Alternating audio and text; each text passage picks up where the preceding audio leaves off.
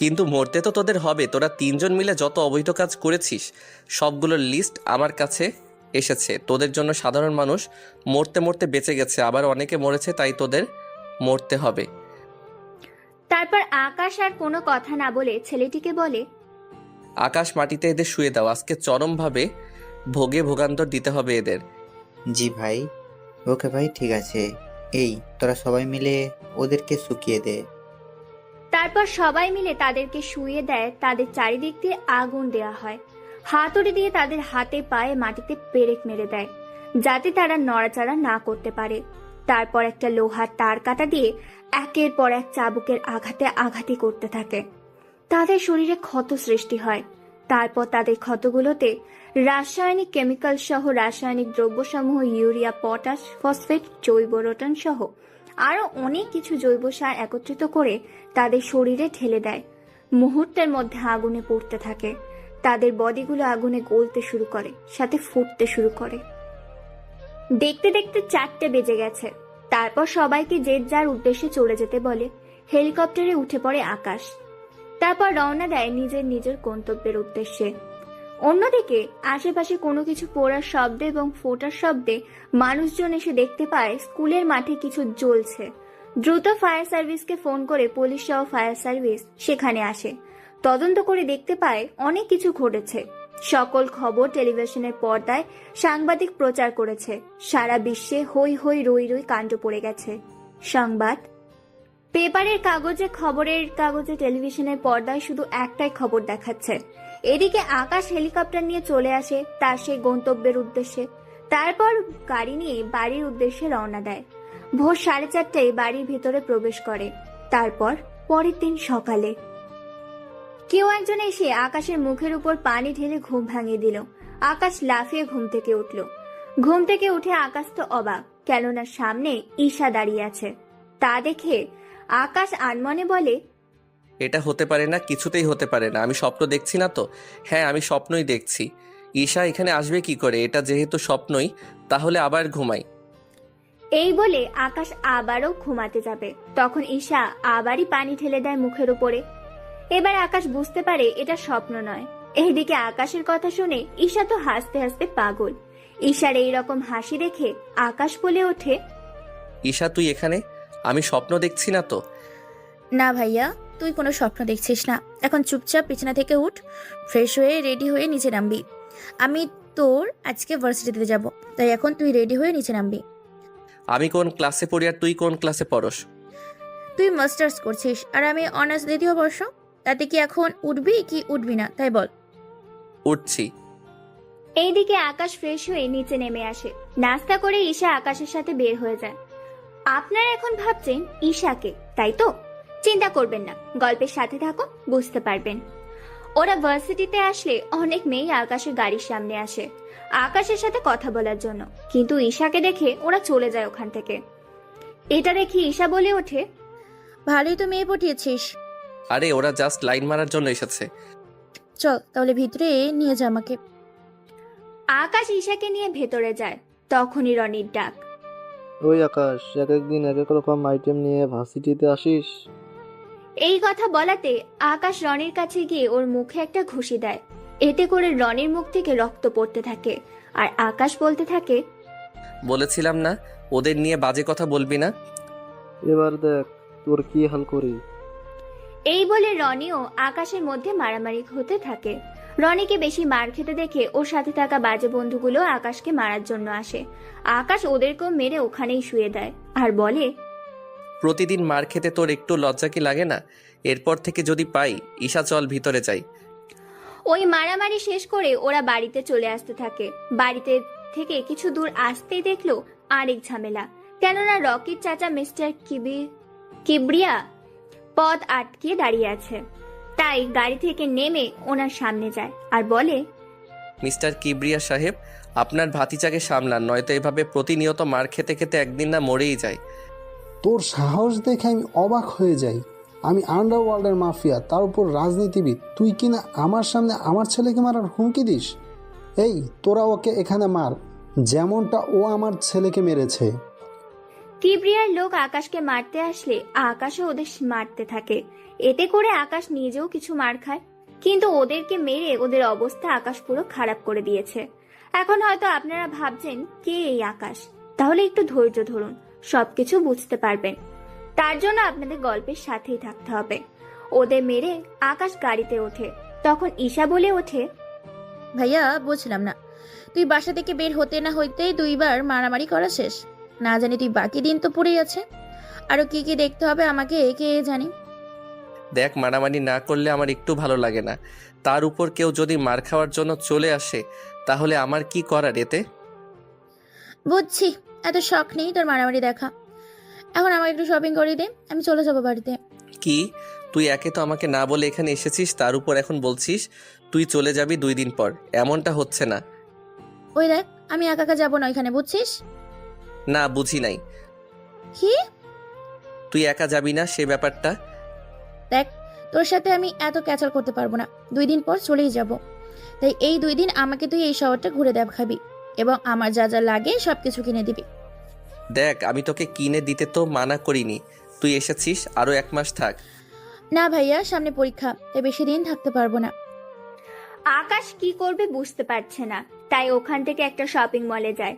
ওখানে আকাশ ঈশার পছন্দ অনুযায়ী অনেক ড্রেস, কসমেটিক্স আরো অনেক কিছু কিনে দিতে থাকে। এদিকে ঈশা ও আকাশের জন্য কিছু ড্রেস নেয়। এই দেখে আকাশ বলে ওঠে, আমার জন্য কেন? তুই চুপচাপ থাকতে পারিস না? আকাশ চুপ হয়ে দাঁড়িয়ে থাকলো। সবকিছু নেওয়া হয়ে গেলে আকাশের কাছ থেকে কার্ড নিয়ে কাউন্টারে দিয়ে দেয়। ওনারা বিলের ডলারগুলো দেখে কার্ড নিয়ে দেয়। শপিং মল থেকে বের হয়ে আসে, তখন শপিং মলের সামনে কয়েকটা ছেলে বসে বসে মেয়েদের খারাপ কথা বলছে। এটা দেখে ঈশা বলে ওঠে, ও ভাইয়া, এখানে এসেও শান্তি নেই। কি হয়েছে? এই যে মেয়েদের টিচ করা, এদের জন্য তো বের হওয়াই মুশকিল। দাঁড়া, ওদের ব্যবস্থা করতেছি। থাক ভাইয়া, এমনিতে 2বার মারামারি করা শেষ, আর লাগবে না ভাই, চল এখান থেকে। আকাশ ঈশার কথায় ওখান থেকে চলে আসতে যাবে, তখন আসার আগেও ওই ছেলেগুলোর গালে কয়েকটা থাপ্পড় দিয়ে দেয় আকাশ। এইটা দেখে ঈশা বলে ওঠে, ভাই তোকে না মানা করেছি? ওরা তোকে বাজে কথা বলেছে, ছেড়ে দেই কি করে? তুইও না। ওরা ওখান থেকে চলে আসে বাড়িতে। বাড়িতে এসে ঈশা ওর রুমে চলে যায়। এইদিকে ঈশা কেন এসেছে, কখন এসেছে, আকাশের পরিচয় তা আপনাদের একটু পরেই বলছি। এখন একটু ফ্রেশ হয়ে আসি, কিছুক্ষণ অপেক্ষা করেন। চলুন এবার আকাশের পরিচয় দিই। আকাশের পুরো নাম হলো পারভেজ হোসেন আকাশ, আমাদের গল্পের হিরো। আকাশের আব্বু এই শহরে ব্যবসা করে। এই শহরের সবাই ওনাকে শাহজাহান চৌধুরী নামেই চেনে। ওনার স্ত্রী মানে আকাশের আম্মু মিসেস পারুল আক্তার, উনি হাউসওয়াইফ। বাড়ির সব কাজ কাজের লোকেরাই করলেও রান্নাটা উনি নিজের হাতেই করে, কেননা আকাশ ওর মায়ের হাতের রান্নাই বেশি খায়। আকাশদের আরো কয়েকটা কোম্পানি আছে এই শহরে। উনি এখানকার ধনী লোকদের মধ্যে 3য় স্থানে আছে। বাকি রইল ঈশার পরিচয়। ঈশা হলো আকাশের ফুফাতো বোন, যে বর্তমানে আকাশদের বাড়িতে এসেছে কয়েকদিন বেড়াতে। ঈশা সম্পর্কে বাকি তথ্য পরেই জানতে পারবেন। বাকি রইল গল্পের নায়িকা, তার সম্পর্কে আরো পরে আপনাদের বলবো। এখন আপাতত গল্পে ফেরা যাক। ঈশা রান্নাঘরে গিয়ে ওর মামির চোখে হাত দেয়। এটা দেখে মামি মানে আকাশের মা বলে ওঠে, কে কে আমার চোখে হাত দিয়েছে? এইদিকে কেউ কিছু বলছে না, তাই আকাশের আম্মু ভালো হাত ধরে বুঝতে পারে আর বলে, আরে ঈশা, তুই এখানে কখন এলি? আমাদেরকে তো একটু জানালিও না। আম্মু, ও সকাল এসেছে। এই কথা শুনে আকাশের আম্মু একটু আশ্চর্য হয় আর বলে, কি, ঈশা সকালে এসেছে অথচ আমার সাথে এখন দেখা করছে? সকাল থেকে কথাই ছিলি তুই? আম্মু তাহলে শোনো। এরপর আকাশ সকাল বিকাল ঘটে যাওয়া ঘটনাগুলো ওর আম্মুকে বলে। শুধু মারামারি করেছে তা বাদে। এইগুলো শুনে আকাশের আম্মু বলে ওঠে, এটা কিন্তু ভালো করিসনি তুই ঈশা। একে তো সকালে এসে এখন আমার সাথে দেখা করছিস, তারপর বলছিস 2 দিন পর চলে যাবি। তুই এখানে 1 মাস থাক আগে, তারপর আমি ভেবে দেখব তোকে পাঠানো যায় কিনা। দেখো মামি, সামনে আমার পরীক্ষা, তার উপর সব কসমেটিক্স শেষ। তাছাড়া পরীক্ষা দেওয়ার সময় তো একটু সেজেগুজে যেতে হবে, তাই না? তুই কি পরীক্ষা দিতে যাবি নাকি ছেলে পটাতে? দুটোই। ঈশা ওখান থেকে চলে যায়। এইদিকে আকাশের কল আসলে আকাশ চলে যায় নদীর পাড়ে, কেননা এই নদীর পাড়ে একটা পাহাড় আছে। ওই পাহাড়ের ভিতরে আকাশ আরেকটা রাজ্য চালায়। ওই রাজ্যটা হলো মাফিয়া কিং এর রাজত্ব। মাফিয়া জগতের সবাই আকাশকে একে নামেই চেনে, কেননা একে নাম শুনলে বাকি সব মাফিয়া ভয় পালায়। ওখানে যেতেই সবাই একে নামে জয়ধ্বনি দেয়, কেননা একে সব সময় কালো পোশাক পরে আসে, মুখে থাকে সব সময় মাস্ক। একে ওর চেয়ারে বসে পড়ে আর বলে ওঠে, আমি হয়তো কয়েকদিন রাজত্ব চালাতে পারবো না কিছু সমস্যার কারণে, হয়তো আমি দেশের বাহিরেও যেতে পারি। তাই ততদিন আসিফ আমার দায়িত্ব পালন করবে, আমি ওর সাথে যোগাযোগ করব। নিজে থেকে আমার সাথে কেউ যোগাযোগ করতে যাবেন না। আকাশ ওখানে আরো কিছু কথা বলে চলে আসে। এইদিকে 3 দিন কেটে যায়। ঈশার পরীক্ষা সামনে, তাই ঈশার আম্মু আকাশের আম্মুকে কল দিয়ে জানায় আর বলে, ভাবি, একটা কথা বলার ছিল। কি কথা? এরপর ঈশার আম্মু সব কথা বলে। সব কথা শুনে আকাশের আম্মু রাজি হয়ে যায়। এদিকে ঈশা নিচে নেমে আসে ওর জিনিসপত্র গুছিয়ে। আকাশের সামনে এসে বলে, ভাইয়া আমি চলে যাচ্ছি। ঠিক আছে, সাবধানে যাবি। চল আমি তোকে এয়ারপোর্টে দিয়ে আসি। হ্যাঁ চল। আম্মু, আমি ঈশাকে এয়ারপোর্টে দিয়ে আসতেছি। ঠিক আছে, সাবধানে যাবি। ওখানে গিয়ে কোনো মারামারি করবি না। কোন জায়গার কথা বলছো? কোন জায়গার না? আকাশ ঈশাকে নিয়ে গাড়িতে বসে। এইদিকে ওরা কথা বলতে বলতে এয়ারপোর্টে চলে আসে। আকাশকে এয়ারপোর্টের সিকিউরিটি এবং সবাই চেনে, তাই আকাশ ঈশাকে নিয়ে ভেতরে যায়। অতঃপর ভিতরে গিয়ে আকাশ বলে ওঠে, বোন আমার, সাবধানে যাবি। বাসায় গিয়ে কল দিবি। আমি তাহলে এখন যাই। তা হচ্ছে না ভাইয়া, কারণ তুইও আমার সাথে বাংলাদেশ যাবি। কি? আমি কেন যাব? তুই যাবি কিনা তা বল। যদি না বলে দেই তাহলে ঈশা কষ্ট পাবে, আর যদি হ্যাঁ বলে দেই তাহলে ঈশা খুশি হবে। কিন্তু আমি তো পাসপোর্ট ও শার্ট প্যান্ট কিছুই আনিনি, তাই রাজি হয়ে যাওয়াটা ভালো হবে। কি ভাবছিস? ভাবছি আমি যাব কি করে, আসার সময় তো কিছুই আনিনি। আমি জানতাম এমন কিছুই তুই বলবি, তাই আসার সময় পাসপোর্ট নিয়ে এসেছি তোর। বাকি রইল শার্ট প্যান্ট, ওইগুলো তোকে দেশে নিয়ে গিয়ে কিনে দিব। আকাশ কোনো উপায় না পেয়ে ঈশার সাথে চলে এলো বাংলাদেশে। কি না ভেবেছিল আর কি না হয়ে গেল। বাংলাদেশে আসার পর এয়ারপোর্ট থেকে বের হয়ে আসলে আকাশের ফুপু ফুফা ওনারা দুজনের সামনে দাঁড়িয়ে আছে, তাই আকাশ ওনাদেরকে সালাম দেয়। এইটা দেখে ঈশার বাবা বলে ওঠে, সত্যি আকাশ, আমাদের থেকে অনেক ভালো লাগছে, কারণ এই প্রথম তুমি বাংলাদেশে এসেছো। তাও ঈশা অনেক চালাকি করে নিয়ে এসেছে, তাও ভাবি না থাকলে তো সম্ভবই হতো না। ফুপা, এই জন্যই তো বলি পাসপোর্ট ওর কাছে কিভাবে এলো, কারণ পাসপোর্ট তো আম্মুর কাছে থাকে। এইদিকে আকাশ চলে আসে ঈশাদের বাসায়, কেননা এই প্রথম আকাশ এই বাড়িতে এসেছে। ছোট থাকতে একবার এসেছিল, তখন ঈশার বাবা মা অতটা বড় লোক ছিল না। আকাশের আব্বু ওনাদের টাকা দিয়ে সাহায্য করায় আজকে ওনারা বাংলাদেশের শত শত কোটি টাকার মালিক। ফুপা, তোমাদের তো অনেক উন্নতি হয়েছে দেখছি। হ্যাঁ, তোমার আব্বু আমাদের সাহায্য করায় আজকে আমরা একটা ভালো অবস্থানে আছি। এখন ভিতরে যাই। আকাশ ওনাদের সাথে ভেতরে যায়। আকাশ ওখানে সোফায় বসে আছে, ওর ফুফুবাদের সাথে কথা বলছে। এদিকে ঈশা ওর রুমে গিয়ে ফ্রেশ হয়ে নিচে নেমে আসে। তখন ঈশার আব্বু বলে ওঠে, ঈশা, ওকে ওর রুমটা দেখিয়ে দে। আকাশ, তুমি ফ্রেশ হয়ে নিচে নেমে এসো। তোমার ফুপু তোমার সব পছন্দের খাবার রান্না করেছে। আচ্ছা ফুপা। আকাশ উপরে গিয়ে ফ্রেশ হয়ে নেয়। ঈশা একটা লুঙ্গি এনে আকাশকে দেয়। আকাশ ফ্রেশ হয়ে অনেক কষ্ট করে লুঙ্গিটা পরে বের হয়। এতে কাজের লোক হাতে যারা দেখতেছে তারা সবাই হাসছে। অনেক কষ্টে লুঙ্গিটা ধরে আকাশ খাবার খেয়ে নেয়। খাবার খেয়ে আকাশ ঘুমিয়ে পড়ে, কেননা রাত 11টা বেজে গিয়েছে। পরের দিন সকালে আকাশ ঘুম থেকে উঠে দেখে ওর পরনে লুঙ্গি নেই, তাই তাড়াতাড়ি করে লুঙ্গি খুঁজে পরে নেয়।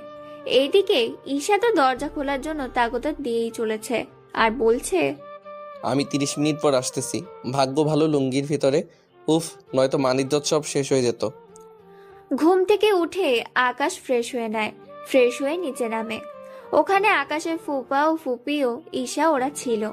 তখন ঈশার আব্বু বলে ওঠে, তা আকাশ, এখানে থাকতে তোর কোনো অসুবিধা হয়নি তো? কি যে বলো না ফুপা, অসুবিধা হবে কেন? এখন অসুবিধা হচ্ছে এই লুঙ্গি নিয়ে, এটা সামলাতেই তো কষ্ট হয়। আকাশের এই কথা শুনে বাকিরা হেসে দেয়। চিন্তা করিস না ভাইয়া, তোকে আজকে আমাদের এখানে বড় শপিং মলে নিয়ে যাব। ওইখান থেকে তোর জন্য ভালো ভালো দেখে পোশাক কিনে দিব। তা না হয় ঠিক আছে, কিন্তু তুই এখানে কেন? এমন পোশাকে কই যাবি? তোকে তো বলাই হয়নি আমি ভার্সিটিতে যাব, তাই তুইও যাবি আমার সাথে। ঠিক আছে, কিন্তু শপিং? আচ্ছা চল। ঈশা আকাশকে নিয়ে শপিং এ যায়। ওখানে আকাশের পছন্দ অনুযায়ী সব কিনে দিতে থাকে। আকাশের সব কেনা হয়ে গেলে আর বলে উঠল, ঈশা চল, হয়ে গেছে। আচ্ছা চল। এইদিকে আকাশ শপিং মল থেকে বের হতে যাবে, তখন একটা মেয়ের সাথে ধাক্কা খেয়ে আকাশের ফোন পড়ে যায় হাত থেকে। ভিড়ের মধ্যে মেয়েটা আকাশের মোবাইল তুলে দেয়। মোবাইল তুলে দেওয়ার সময় আকাশ মেয়েটার হাতে একটা ট্যাটু দেখে। ট্যাটু দেখতে অনেক সুন্দর, তবে রং দিয়ে আঁকা হয়েছে। ভিড়ের মধ্যে আকাশ মেয়েটিকে হারিয়ে ফেলে। ওখান থেকে বের হয়ে আকাশ চলে আসে ঈশার সাথে ভার্সিটিতে। ভার্সিটির গেট দিয়ে ঈশা ওর গাড়ি নিয়ে ঢোকে। তখন অনেক ছেলে ঈশার দিকে তাকিয়ে থাকে, কেননা ঈশাও কম সুন্দরী না। কলেজের 40% ছেলেই ঈশাকে পছন্দ করে। ওরা গাড়ি থেকে বের হওয়ার আগে আকাশ দেখে চারদিকে সব ছেলেরা ওদের দেখছে। এইদিকে আকাশের মেজাজ তো অনেক খারাপ। প্লিজ ভাইয়া, এখানে এমন কিছু করিস না। এখানে ভালো ছেলেদের সাথে খারাপ ছেলেরাও থাকে। এখানে রাজনৈতিক পাওয়ারের কারণে ওরা এসব করতে সাহস পায়। তাছাড়া তুই এখানে এসেছিস আমার সাথে ঘুরে দেখবি, কোনো ঝামেলা করার দরকার নেই। ওই দেশে থেকে সবাই চিনে, কিন্তু এখানে তো কেউ চিনে না। এইদিকে এই কথা শুনে আকাশ মনে মনে ভাবে, এখানে এমন কোনো মাফিয়া নেই যে আমার নাম শোনেনি। নাম এখন? নামছি। আকাশ ও ঈশা একসাথে নামে।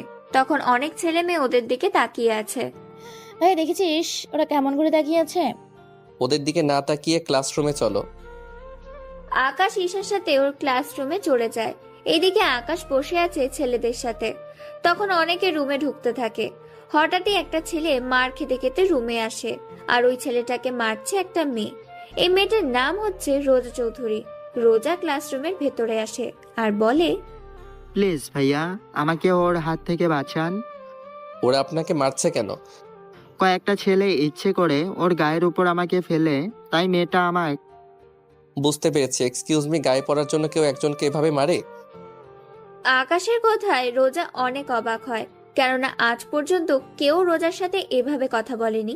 সেজন্য এটা দেখে রোজা বলে ওঠে, আমি ওকে কেন মেরেছি তা কি এখন তোর কাছ থেকে জানতে হবে? হবে। সামান্য গায়ের উপর পড়ার জন্য এভাবে কেউ কাউকে মারতে পারে? তা আপনাকে না দেখলে বুঝতাম না। তোর দেখে অনেক তরত, তোকেও এর সাথে মনে হয় মারতে হবে। এইদিকে ঈশা ব্যাপারটা বুঝে রোজাকে বলে যাতে করে ওর ভাইয়াকে কিছু না করে। এদিকে ঈশার একটা ভাই আছে, তার সবাই আজকে জানলো। বাহ ঈশা বাহ, তোর এমন একটা ভাই আছে, আগে তো দেখলাম না। তা কবে এটাকে আমদানি করলি নাকি? রোজা কথাটা বলে হাসতে যাবে, তার আগে আকাশের হাত দিয়ে রোজার গালে পড়ে। এতে পুরো রুমের ভিতর সবাই নিস্তব্ধ হয়ে যায় এবং ঈশার সাথে বাকি সবাই একটু ভয় আছে, কেননা এখন রোজা ওর আব্বুকে কল দেবে। এরপর কি হবে না হবে আপনারা জানতে পারবেন। কি তোর এত বড় সাহস, আমাকে মারলি? আর একটা কথা বললে আরো একটা চড় দিব। তোর সাহস দেখে অবাক হচ্ছি। প্লিজ রোজা আপু, ভাইয়াকে ছেড়ে দিন। ছেড়ে দিতাম, কিন্তু এখন দিব না, কারণ ও আমার গায়ে হাত তুলেছে। রোজার বাবাকে কল দেয়, উনি কিছু লোক পাঠিয়ে দেয়। ওরা কয়েক মিনিটের মধ্যে রুমে এসে আকাশকে মারতে থাকে। আকাশ ওদের মারতে গেলে, এই তোরা ঈশাকে ধরে রাখ, এই ছেলেটা ওদের কিছু করলে সবগুলো ঈশা শরীরে হাত দিবি তোরা।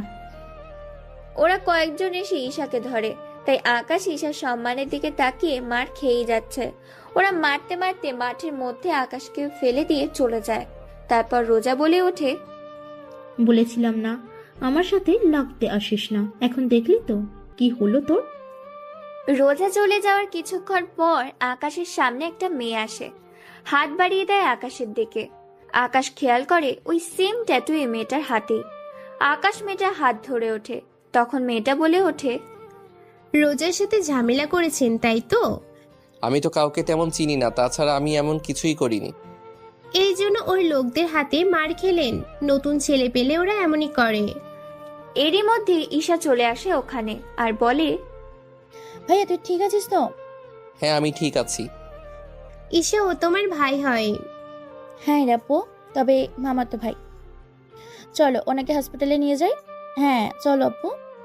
ঈশা আর ইরা আকাশকে ধরে গাড়িতে ওঠায় এবং হসপিটালে নিয়ে আসে।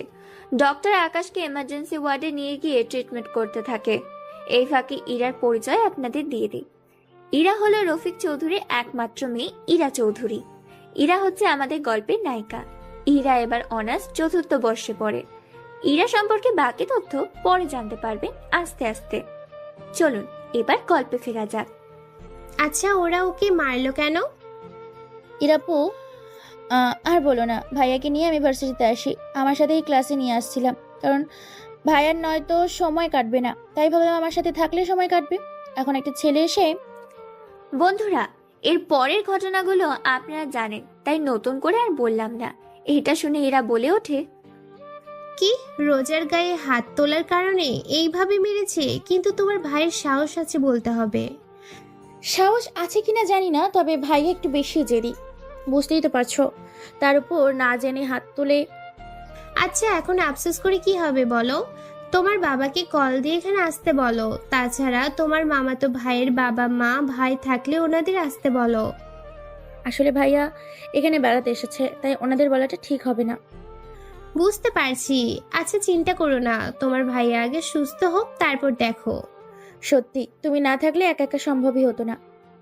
থাক এইসব কথা। এরই মধ্যে ডক্টর আসে আর বলে ওঠে, দেখুন, ওনাকে রক্ত দিতে হবে।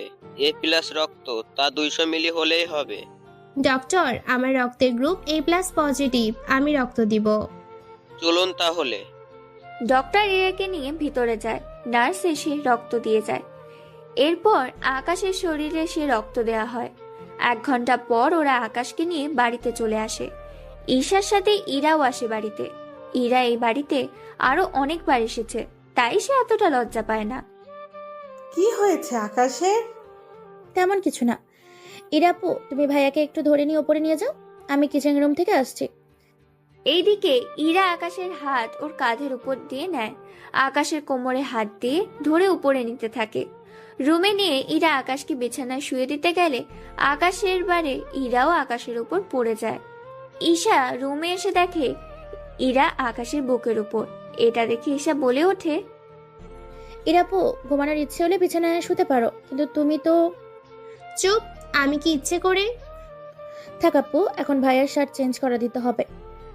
এইগুলো চেঞ্জ করবে কে? ও বাপু, তুমি শুধু ভাইয়াকে উঠিয়ে ধরবে, আমি শার্ট খুলে দিব। আচ্ছা। ইরা ধরে রাখে। ঈশা শার্ট খুলে রেখে দেয়। ইরা এবার আকাশের বুকের দিকে তাকায়। 6 প্যাক বডি, তার উপর অনেক সুন্দর চেহারা। সাথে ইরার এইভাবে চাহনি দেখে ঈশা বলে ওঠে, আপু, এমন করে দেখলে নজর লেগে যাবে। ঈশার কথা এরা চোখ পিটিয়ে তাকায় এবং অনেক লজ্জা পায়। এটা দেখে ঈশা বলে, চল আপু, লজ্জা পেতে হবে না। ভাইয়া ঘুমাক, আমরা কিছুক্ষণ কথা বলি। তুমি দুপুরে খেয়ে তারপর বাসায় যাবে। আমাকে তাড়াতাড়ি যেতে হবে। কোনো কথা হবে না, চলো আমার সাথে। ইরা কোনো উপায় না পেয়ে চলে যায় ঈশার সাথে। ওখানে ওরা গল্প করতে থাকে। এভাবে কিছুক্ষণ যাওয়ার পর দুপুরে খাওয়ার সময় হয়ে আসে। তখন ইরা ও ঈশা খাবার খেয়ে নেয়। খাবার খাওয়া শেষ হলে ঈশা আকাশের রুমে যায়, ওকে খাইয়ে দেয়, সাথে ওষুধও খাইয়ে দেয়। ওষুধ খেয়ে আকাশ ঘুমিয়ে পড়ে। এদিকে ঈশা ও ইরা কথা বলছে। আচ্ছা ঈশা, তোমার ভাইয়া কোথায় থাকে আর পরিবারে কে কে থাকে? আসলে ভাইয়াকে আমি নিয়ে এসেছি, সামনে পরীক্ষা তো, সেজন্য ভাইয়া আমাকে পড়া বুঝিয়ে দিবে। কিন্তু আমি ক্লাস করার জন্য তো ভার্সিটি যেতেই হবে, তো ভাইয়া একা একা, তাই আমার সাথেই নিয়ে গেছি। বুঝতে পারছি, কিন্তু এরপর থেকে ভার্সিটিতে গেলে আবার তো মারবে। আপু, তোর তো কোনো কাজ নেই, তাই বলছিলাম কি, ভাইয়াকে যদি তোমার সাথে আমাদের শহরটা ঘুরে দেখাতে, তাহলে সময়ও কাটতো। কিন্তু ঈশা, তুই তো জানিস আমি ছেলেদের একদম বিশ্বাস করতে চাই না। এদের সুযোগ দিলে গায়ে দেওয়া শুরু করে দেয়। চিন্তা করো না আপু, আমার ভাইয়া অন্য সবার মতো না, তুমি ভাইয়ার সাথে ঘুরলেই বুঝতে পারবে। ঠিক আছে, তাহলে কাল আমি ওকে নিতে আসবো। এখন আমি যাই। সত্যি আপু তুমি অনেক ভালো। ইরা চলে যায়। রাতের বেলায় আকাশ ঘুম থেকে উঠলে ঈশা আকাশকে সবকিছু বলতে থাকে। আকাশ প্রথমে না করেছিল, কিন্তু পরে রাজি হয়। পরের দিন সকালে ঈশা রেডি হয়ে ভার্সিটিতে যায়। এদিকে ইরা আসে আকাশকে নেওয়ার জন্য। আকাশ ইরার সাথে বেরিয়ে পড়ে, তবে সাথে কোনো গাড়ি নেয়নি, কারণ গাড়ি হলে ঘুরে মজা পাবে না। ওরা একটা রিক্সা ডাক দেয়। ইরা রিক্সাতে উঠে প্রথমে আকাশকে পরীক্ষা করতে চেয়েছে যে আকাশ কিরকম ভাবে ওর সাথে মিশতে চায়। এখানে উঠে বসেন। আকাশ ওখানে উঠে বসে। রিক্সা চলতে থাকে। ইরা ইচ্ছে করে আকাশের সাথে শরীরে টাচ খাওয়ায়, যাতে করে আকাশের মতলবটা বুঝতে পারে। এভাবে কয়েকবার টাচ খাওয়ার পর আকাশ রিক্সাওয়ালাকে থামতে বলে। এই যে ভাই, রিক্সা থামান। কোনো সমস্যা? আসলে এইভাবে গেলে আপনি যেভাবে আমার সাথে টাচ হচ্ছে তার উপর জায়গা কম। এভাবে একটা মেয়ের সাথে। বুঝতে পারছি, আপনি চাচ্ছেন আমার শরীরের সাথে যেন আপনার শরীর না টাচ হয়, তাই তো? হ্যাঁ, তাই। আকাশের কথা ইরার অনেক ভালো লাগে, কেননা তাই ইরা। এই প্রথম কোনো মেয়ের টাচে কোনো ছেলে নেমে যেতে চাইলো? হাই রে, দেখতে ছেলেটা স্মার্ট, কিন্তু খারাপ না, ভদ্র আছে বলতে হবে। কিছু বলছেন না যে? আচ্ছা, আমাদের দুজনের মাঝখানে যদি ব্যাগ দিয়ে দেই তাহলে তো কোনো সমস্যা নেই, তাই না? আচ্ছা, দিন তাহলে। এরপর ইরা ব্যাগ দিলে আকাশ উঠে পড়ে। এবার ব্যাগের কারণে ওদের কারোর সাথে কারোর টাচ লাগছে না। ওরা রিক্সা থেকে নেমে ভাড়া দিতে যাবে।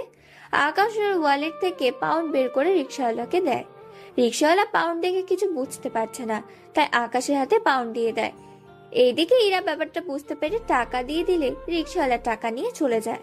তখন আকাশ বলে, এটা কি হলো? কোথায় কি হলো? এই যে আপনি ছোট একটা নোট দিলেন, উনি নিয়ে নিল, অথচ আমি অনেক বড় নোট দিলাম, আমারটা কেন নিল না? ব্যাপারটা হচ্ছে, আপনার কাছে যে নোট আছে ওটা এখানে চলে না, তাই ব্যাংকে গিয়ে এই নোটটা ভাঙিয়ে নেই, তাহলেই হবে। চলুন তাহলে। আকাশ ইরার সাথে যেতে থাকে ব্যাংকের দিকে। পথে কয়েকটা ছেলে ইরাকে বাজে বাজে কথা বলছে। আকাশ দাঁড়িয়ে গেলে ইরা আকাশের হাত ধরে নিয়ে গেল। এইদিকে ছেলেগুলো আকাশের পিছু পিছু আসতে থাকে। ওরা ব্যাংকের কাছে প্রায় চলে এসেছে। তখন আকাশ বলে, একটা কাজ করুন। আকাশ বান্ডিল বের করে ওখান থেকে 5টা নোট ইরার হাতে দেয়। এইগুলো ভিতরে নিয়ে গিয়ে কি আনবেন তা নিয়ে আসেন। ইরা নোট 5টা নিয়ে ব্যাংকের ভিতর ঢুকে যায়। ইরা ভিতরে যাওয়ার পর আকাশ ওই ছেলেগুলোকে মারতে থাকে। ওদের মেরে অনেকের হাত পা ভেঙে দেয়। এইদিকে ইরা ক্যাশ কাউন্টারে 5টা নোট জমা দিয়ে দেয়। ওরা 5টা নোট দেখে হিসেব করে ইরাকে 1 ব্রিফকেস টাকা দেয়। এতে করে ইরা অবাক হয় আর বলে, আপনারা ভুল করছেন না তো? 5টা নোটের বিনিময়ে 84 লক্ষ টাকা দিচ্ছেন। ইরার কথায় ক্যাশিয়ার আবারও চেক করে, দেখে সব ঠিক আছে। পরে ইরা ওখানে একটা নোট ভাঙিয়ে বাকি নোট নিয়ে ওই টাকাগুলো নিয়ে বেরিয়ে আসে। এসে দেখে আকাশ দাঁড়িয়ে আছে, তাই ওর হাতে বাকি 4টা নোট দিয়ে দেয়। আকাশ ওইগুলো রেখে দেয়। এরপর বাকি টাকা আকাশের হাতে দিলে আকাশ ওইগুলো ওর ব্যাগে রেখে দেয় আর বলে, কি ব্যাপার, বাকি 4টা নোট ফিরিয়ে আনলেন? তো কি করব, ওই 4টা নোট দিলে হয়তো আমাকে টাকা মাথায় বয়ে আনতে হবে। একটা নোটে এতগুলো বান্ডেল? তাহলে চলেন পার্কে গিয়ে বসি। চলেন। এইদিকে ইরা মনে মনে ভাবে, একটা নোটে 17টা বান্ডেল হলো, যদি এর কাছে থাকা পুরো বান্ডেল যদি টাকাই করি, তাহলে তো বড় বড় ট্রাকে করে টাকা নিয়ে ঘুরতে হবে। তবে যাই হোক, ছেলেটা অনেক সহজ সরল, সাথে অনেক ভদ্র আছে। কিছু ভাবছেন কি? না, কিছু না, চলেন বসি। ওরা বসে পড়ে, তবে পাশাপাশি, যা আকাশের থেকে একটু আনইজি লাগছিল, তাই বারবার সাইডে চাপতে চাপতে পড়ে যায়। এতে এরা হাসতে থাকে। আকাশ মাটিতে বসে ইরার হাসি দেখছে আর মনে মনে ভাবছে, সত্যি মেয়েটা অসাধারণ, কিন্তু সকাল থেকে আমার সাথে এমন কেন করছে? আরে পড়ে গেলেন কেন, উঠে বসেন বলে হাত বাড়িয়ে দেয়। আকাশ ইরার দিকে হাত বাড়িয়ে দিলে ইরা আকাশকে টেনে উঠাতে গেলে উল্টো আকাশের উপর পড়ে যায়। এটা দেখে আকাশ বলে ওঠে, সরি, আমি ইচ্ছা করে আপনার। আপনার কোনো দোষ নেই, আসলে আমি মেয়ে হয়ে আপনাকে টেনে তুলতে পারি বলেন। এখন যদি আমার বুকের উপর থেকে সরে দাঁড়ান তাহলে আমি উঠতে পারি। ইরা তাকিয়ে দেখে আকাশের বুকের উপরে, তাই তাড়াতাড়ি করে উঠে যায় এবং আকাশও উঠে যায়। তখন আকাশ বলে, আমার অনেক ক্ষুধা লেগেছে, কিছু খেতে পারলে ভালো হতো। ফুচকা খাবেন? ফুচকা কি? চলেন ওখানে গিয়ে বসে বসে খাই। ওরা ফুচকা দোকানে গেল, গিয়ে ফুচকা খেতে থাকে। অনেক মজার তো। আরো খাবেন? হ্যাঁ খাবো। এরপর ফুচকা বানাতে থাকে, সাথে ওরা খেতে থাকে। এভাবে 30 প্লেট ফুচকা খাওয়া শেষ। আকাশ একটা বান্ডেল এগিয়ে দিয়ে বলে, ওনার বিল দিয়ে দিন। তাই বলে পুরো বান্ডেল দিয়ে দিবেন? আমি তো জানি না। দিন, আমি দিচ্ছি। ওরা বিল দিয়ে কিছুক্ষণ গল্প করতে থাকে। এর মধ্যে ঈশা কল দিলে ইরা ওখান থেকে উঠে পাশে গিয়ে কথা বলে। ইরাপ্পু, কোথায় আপনি? এই তো আমরা শাহবাগ রমনা পার্কে। কেন বলো তো? না, ভেবেছিলাম আড্ডা দিব, কিন্তু এখন তো আর হচ্ছে না। আচ্ছা, তোর ভাই দেখি কিছু বুঝেই না, আজকে আমাকে টাকা ভাঙতে ব্যাংকে পাঠায়। এরপর কি হয়েছিল তা তো আপনারা সবই জানেন, তাই নতুন করে কিছু বলার নেই। অতঃপর ঈশা বলে ওঠে, আসলে ভাইয়া প্রথম এই দেশে এসেছে, তাই ঢাকা সম্পর্কে কিছুই চেনে না। আপনি একটু দেখিয়েন, নয়তো এই 17 ব্যান্ডেল আজকে হয়তো দেখবে শেষ করে ফেলেছে। একটু আগে ফুচকা খেয়েছিলাম, ওখানে পুরো একটা বান্ডেল টাকা দিয়ে দিচ্ছিল, তার উপর রিক্সাওয়ালাকে ওই দেশের ডলার দিচ্ছিল জানিস। রিক্সাওয়ালা যদি নিয়ে নিত, তা যদি ব্যাংকে দিত, তাইলে এই 17 লক্ষ টাকা পেয়ে যেত। আচ্ছা ভাইয়া, এখন কোথায়? এই তো বেঞ্চে বসে আছে। কথাটা বলে তাকিয়ে দেখে আকাশ নেই, তাই কল কেটে দিয়ে খুঁজতে থাকে। কিছুদূর গিয়ে দেখে আকাশ কতগুলো পথ শিশুদের হাতে একটা করে টাকার বান্ডিল দিচ্ছে। 5টা শিশুর হাতে 5টা বান্ডিল। পাশে ওদের বাবা মা এগিয়ে আসছিল। তখন ইরা ওনাদের বলে, দেখুন, উনি এই দেশে থাকে না, তাই না বুঝে দিয়েছে। এখন এই টাকা দিয়ে ছোটখাটো একটা দোকান দিবেন, এইভাবে ওদের হাতে ভিক্ষা করাবেন না। ওনারা ইরার কথা শুনে চলে যায় ওখান থেকে। ওই দিন ওরা ঘোরাঘুরি করে ইরা আকাশকে বাসার সামনে নামিয়ে দেয়। ভিতরে যাবেন না? আজ না, সকালে আমি আবার আসবো। তাহলে আমি রেডি হয়ে থাকবো। এই নিন, এইগুলো আপনি রাখেন। আমাকে কেন দিচ্ছেন? আসলে আমি তো জানি না কি করে খরচ করতে হয়, তাই আপনি সাথে থেকে খরচ করবেন। আমি কিছুটা রেখেছি নিজের কাছে। একটা বান্ডেল দিয়ে বাকিগুলো বাসায় রেখে দিবেন, আর আপনি একটা বান্ডেল নিয়ে কাল বের হবেন। আচ্ছা, তাই হবে। আকাশ বাসার ভিতরে ঢুকে নিজের রুমে গিয়ে ফ্রেশ হয়। অন্যদিকে ইরা ওর বাসায় চলে আসে। আকাশ সন্ধ্যের সময় নিচে নামে আর বলে, ফুফু, কিছু খেতে দাও। অনেক খিদে পেয়েছে তোর?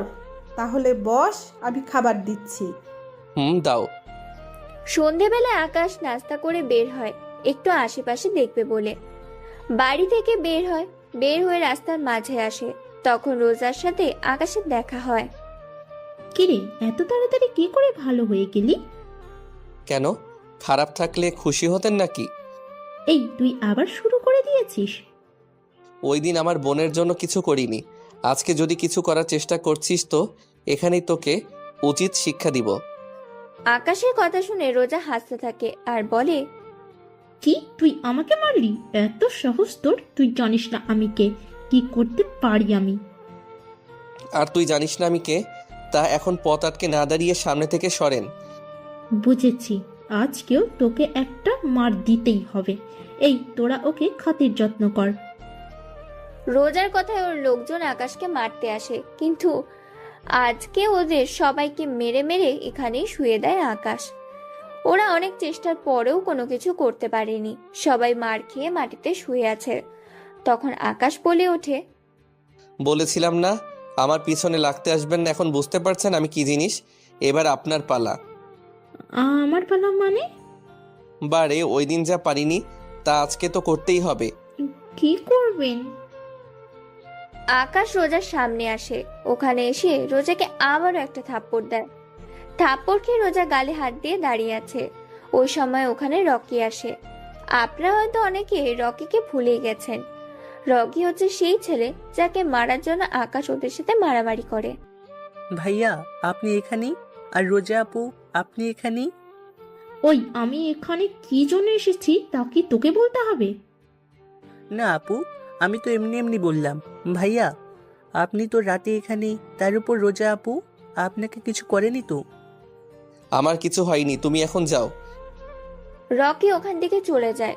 রকি চলে যাওয়ার পরে আকাশ রোজার কাছে যায় আর বলে, তাহলে একটা কথা বলি, মেয়ে হয়ে এসব কথা ঠিক না। মেয়েদের শাড়িতেই মানায়, এইসব ড্রেসে না। তাই ভালো হয়ে যান। এসব মারামারি করে কী লাভ আপনাদের? শুধু একটু পাওয়ার ছাড়া জীবনে কিছু পাবেন না। তার উপর সবাই আপনাকে খারাপ ভাববে। এতে করে আপনার কাছের লোকগুলো আপনাকে খারাপ চোখে দেখবে। আমি যা বলেছি ওই কথাগুলো একটু ভেবে দেখবেন। আকাশ ওখান থেকে চলে যায়। এদিকে রোজা ভাবতে থাকে, কে এই ছেলে যে আমাকে একটুও ভয় পায় না? ঈশা তো বলেছিল ওর মামাতো ভাই, কিন্তু এই ছেলেকে দেখে তো একটু আমাদের দেশের মনে হচ্ছে না। তাহলে কি রহস্য আছে এই ছেলের মাঝে যা আমাকেই খুঁজে বের করতে হবে? রাতে আকাশ বাড়ি ফিরে আসে। ফিরে এসে ঈশার সাথে কথা বলতে থাকে, কেননা আজকে কি করেছে না করেছে সব রকমের কথা আকাশ ঈশাকে বলতে থাকে। অন্যদিকে ইরা নিজের রুমে বসে বসে ভাবতে থাকে, ছেলেটা আসলেই অনেক সহজ সরল, কোনো মারামারি করে না, নাই কোনো মেয়ের প্রতি এত ইন্টারেস্টিং নেই, যা আজকে আকাশের কথায় ও আচরণই বুঝে যায়। সত্যি ছেলেটা অনেক ভালো। ইরা কথাগুলো বলতে থাকে, তখনই ইরার বাবা সব কথা শুনে ফেলে। সব কথা শুনে ইরাকে বলে, কোন ছেলে ভালো, কোনো ইন্টারেস্টিং নেই, কিছুই তো বুঝলাম না। তোমাকে কিছু বুঝতে হবে না আব্বু, অনেক রাত হয়েছে, তুমি এবার ঘুমাও। আমি তোকে একটা কথা বলার জন্য এসেছি। কি কথা আব্বু? কাল তোকে দেখতে পাত্রপক্ষ আসবে, তাই তুই কালকে বাড়িতে থাকবি। কিন্তু আব্বু। দেখ, ছেলে ভালো, অনেক বড় কোম্পানিতে কাজ করে, তোকে সুখে রাখবে, বিয়ের পর তোর পড়াশোনা শেষ করার সুযোগ দিবে। কিন্তু আব্বু, ওদের কি আমায় পছন্দ হবে? হবে, তুই কাল তৈরি হয়ে থাকিস। ঠিক আছে আব্বু। এইদিকে ইরার আব্বু চলে গেলে ইরা ঈশাকে কল দিয়ে জানিয়ে দেয় কাল আসতে পারবে না। পরের দিন সকালে আকাশ বসে আছে, কিন্তু এখনো ইরা আসেনি। তাই আকাশ অপেক্ষা করতে থাকে। সকাল 11টা বাজে। ইরা না আসায় ঈশার কাছ থেকে ঠিকানা নিয়ে বেরিয়ে পড়ে ইরাদের বাড়িতে। ওখানে গিয়ে দেখে ইরা বসে আছে আর ওর চারপাশে কিছু লোক বসে আছে। আকাশ বুঝতে পারছে না এখানে কি হচ্ছে, কারণ সব দেশে তো সব রকমের হয় না। তাই আকাশ ইরার সামনে গিয়ে বলে, আপনি এখানে? আমি সে 1 ঘন্টা ধরে বাসায় অপেক্ষা করে বসে আছি, কিন্তু আপনি না আসায় ঈশার থেকে ঠিকানা নিয়ে এখানে চলে আসি। এখানে এসে দেখি এখানে শাড়ি পরে বসে আছেন। কোথাও যাচ্ছেন নাকি? এইদিকে ওখানে থাকা কেউ কিছু বুঝে উঠতে পারছে না কি হচ্ছে এখানে। কে এই ছেলে? সবার মনে এখন এই প্রশ্নটা ঘুরপাক খাচ্ছে। আমি আকাশ। ইরা আমার সাথে ঘুরতে যাওয়ার কথা, কিন্তু না আসায় আমি চলে এসেছি। কিন্তু আপনারা এভাবে বসে আছেন কেন? কোথাও বের হবেন নাকি? এ ছেলে, তুমি কি বুঝো না এখানে কি হচ্ছে? আব্বু, আব্বু, ও এইগুলো বুঝে না। মানে ও আমাদের দেশে থাকে না, তাই এখানকার রীতিনীতিও কিছুই জানে না। আসলে ও ঈশার মামাতো ভাই। ঈশার পরীক্ষার সামনে, তাই ও আমাকে বলেছিল এনাকে নিয়ে এই শহরটা ঘুরিয়ে দেখার জন্য। তাই গতকাল ওনাকে নিয়ে ঘুরতে গিয়েছিলাম। আজকেও ঘুরতে যাওয়ার কথা ছিল, কিন্তু আব্বু তুমি বলাতে আর যাইনি।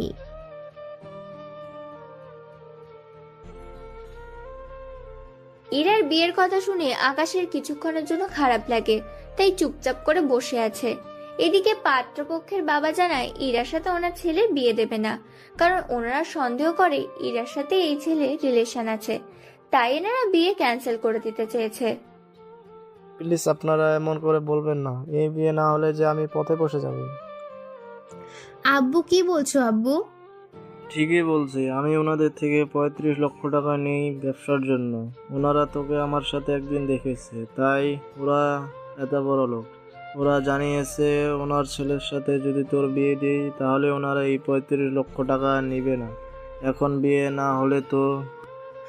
দেখুন প্লিজ, আপনারা বিয়ে ভাঙবেন না। এই বিয়ে না হলে আমার বাবা এতগুলো টাকা কি করে দিবে? ইরা অনেক রিকোয়েস্ট করার পরও তারা কোনো কথা শুনল না। তখন আকাশ বলে, দেখুন, আমার জন্য আপনাদের মধ্যে ঝগড়া হচ্ছে, এইটুকু আমি বুঝতে পেরেছি। শুধু আঙ্কেল এইটুকুই বলবো, যে ছেলের সাথে আপনার মেয়ের বিয়ে দিতে চাইছেন ওই পরিবার এখনই আপনাদের কথা বিশ্বাস করতে চায় না। তাহলে একবার ভেবে দেখেন সে ছেলে বিয়ের পর কি করবে। তাই আপনি চিন্তা করবেন না, আমি দিয়ে দিচ্ছি টাকাগুলো। আপনি কেন টাকা দিবেন? দেখুন, আপনি অনেক ভালো একটা মেয়ে, আমি চাই না এরকম একটা ছেলেকে বিয়ে করে নিজের জীবনটা এভাবে নষ্ট করে দেন। তাই টাকাটা না হয় আমি দিয়ে দিব, কিন্তু আমার কাছে তো কোনো ক্যাশ নেই, নোট ছাড়া। ইরা না করে দেয়। আকাশ অনেক বোঝানোর পর ইরা রাজি হয়ে যায়। তাই ইরা রুম থেকে 1 লক্ষ টাকা বান্ডেল আকাশের কাছ থেকে ওই দেশের 2টা নোট বের করে নেয় এবং পাত্রের বাবার হাতে নোটটা দিয়ে বলে, এই নিন টাকা। এখানে এই 2টা নোট 40,000 টাকা, যা আমাদের দেশের 35 লক্ষ টাকার বেশি হবে। বাকি এই 1 লক্ষ টাকা তার সুদ। এবার বুঝতে পেরেছেন? ওর কাছে টাকা সামান্য 2টা নোট দিয়ে যদি আপনার সব ঋণ শোধ হয়ে গেল, তাহলে বুঝে দেখেন ওর কাছে এই একটা বান্ডেলে তাহলে কত টাকা থাকতে পারে। তা ক্যালকুলেটর দিলেও গণনা করতে পারবে না। ও শুধুমাত্র এই টাকা 2 মাস খরচ করবে বলে এনেছিল, যদিও আমাদের দেশে টাকা সম্পর্কে কিছুই বুঝে না।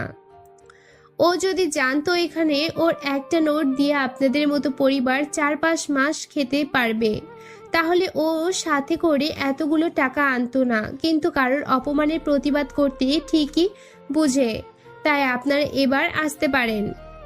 ওনারা ব্যাপারটা বুঝতে পেরে বের হতে যাবে, তখন ইরা বলে, আসল কাজটাই তো আপনাদের দেখানো হয়নি।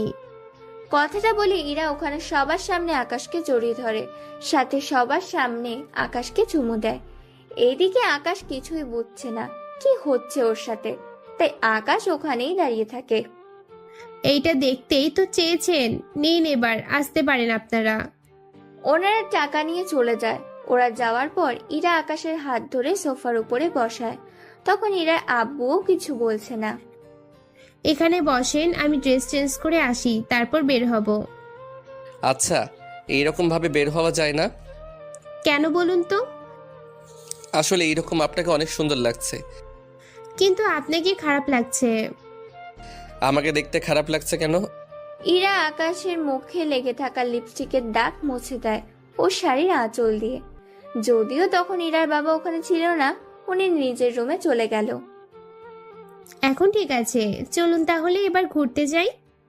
আচ্ছা চলুন। ইরা আকাশের হাত ধরে বাড়ি থেকে বের হয়ে আসে। ওরা ওখান থেকে একটা রিক্সা নেয়। রিক্সায় ওরা দুজনেই বসে পড়ে। রিক্সায় বসে ইরা আকাশের কাঁধে মাথা রাখে। যদিও আকাশ একটু দূরে সরে বসতে চেয়েছিল, কিন্তু ইরা ততই কাছে এসে বসতে চাইছে। ইরা আকাশের এক হাত ধরে রেখেছে ওর সাথে, আর আকাশের কাঁধে মাথা রেখে বসে আছে। এইদিকে আকাশের কেমন যেন ভালো লাগা কাজ করছে। ওই দিন ওরা ভার্সিটিতে যায়। ওখানে অনেকে আজকে ইরার দিকে তাকিয়ে আছে, কেননা ইরা আজকে অনেক সুন্দর করে সেজেছে। তাই অনেকগুলো কাপল ছবি তুলে নেয়। আকাশ এই ছবিগুলো ওর মা বাবাকে পাঠিয়ে দেয়। সবাই আপনার দিকে যেভাবে তাকিয়ে আছে, এই নিন, এটা মুখে লাগিয়ে নিন। ইরার ওর মুখে একটা মাস্ক পরে নেয়। এইদিকে রোজা এখানে চলে আসে আর বলে, কিরে, গতকাল আমাকে থপ্পড় মেরে এখন অন্য মেয়েকে নিয়ে এখানে এসেছিস? তোকে তো আমি দেখে নিব। ওই সময় ওখানে ঈশা চলে আসে আর বলে, দেখুন রোজা আপু, ভাইয়াকে কিছু করবে না। ভাই এমনিতেই কাল দেশে ফিরে যাবে, তাই প্লিজ আপু ভাইয়াকে কিছু করবে না। এইদিকে আকাশ কাল চলে যাবে শুনে ইরার অনেক খারাপ লাগে। ওই সময় রোজা ঈশাকে কিছু জিজ্ঞেস করে। ঈশা রোজার প্রশ্নের উত্তর দিয়ে দেয়। আকাশ ওই দিন ইরাকে ওদের বাড়িতে পৌঁছে দিয়ে চলে আসে ফুপুর বাসায়।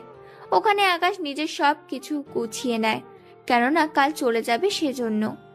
এইদিকে ইরা তো ওর রুমে কান্না করতে করতে শেষ, কারণ আকাশ চলে গেলে কবে আসবে তা আকাশ নিজেও জানে না। পরের দিন সকালে আকাশ ইরাদের বাড়িতে আসে। ওখানে আকাশকে দেখে ওনারা একটু অবাক হয়। আকাশ ওনাদের সবাইকে ডেকে নিয়ে সবার সামনে বলে, আঙ্কেল আন্টি, আমি ইরাকে আমার সাথে নিয়ে যেতে এসেছি আমার দেশে। ও আমার সাথে ওখানে থাকবে আর আমি ওকে বিয়ে করতে চাই। এখন আপনারা রাজি থাকলে আমি আজকে ওকে নিয়ে যাব। আঙ্কেল, আমাদের ওখানে কোনো সমস্যা নেই। তাছাড়া ওখানে ও আম্মুর সাথে অথবা একা একটা রুমেও থাকতে পারবে। ঈশার পরীক্ষা শেষ হতে আরও 10 দিন বাকি আছে। 10 দিন পরই আমাদের বিয়ে হবে। আপনারা দুজন ঈশার সাথে কথা বলে ফুপু ও ফুপা ওনাদের সাথে করে চলে আসবেন আমাদের বাড়িতে। আর আমি ওকে এখন নিয়ে যাব। এখানে থাকলে ওই ছেলেটা ইরার ক্ষতি করতে পারে। এইদিকে ইরা রাজি হয়ে যায়। ইরার ওর সব জামা নিয়ে আকাশের সাথে বেরিয়ে পড়ে। ওদের বিদায় জানানোর বাড়ির সবাই এয়ারপোর্টে চলে এসেছে। ইরা ওর বাবা মাকে ধরে কান্না করছিল। দেরি হয়ে যাওয়াতে আকাশ ইরাকে নিয়ে ভেতরে ঢোকে। ভেতরে গিয়ে সবকিছু ঠিক করে ওরা প্লেনে গিয়ে বসে। প্লেনে ওরা অনেক গল্প করতে থাকে। সবকিছু শেষ হতে হতে ওরা চলে আসে আমেরিকায়। ওখানে এয়ারপোর্টে 5টা গাড়ি এসেছে আকাশদের নিয়ে যাওয়ার জন্য। আকাশ, এতগুলো শাড়ি কেন? বারে গাড়ি না থাকলে যাব কি করে? তাই বলে এতগুলো গাড়ি? এতগুলো গাড়ি শুধু তোমার জন্য। তাই কোনো কথা না বলে ওরা গাড়িতে উঠে যায়। গাড়ি চলতে থাকে। ইরা আকাশকে জড়িয়ে ধরে ওর কাঁধে মাথা রাখে। এইভাবে ইরা ঘুমিয়ে যায় কিছুক্ষণের জন্য।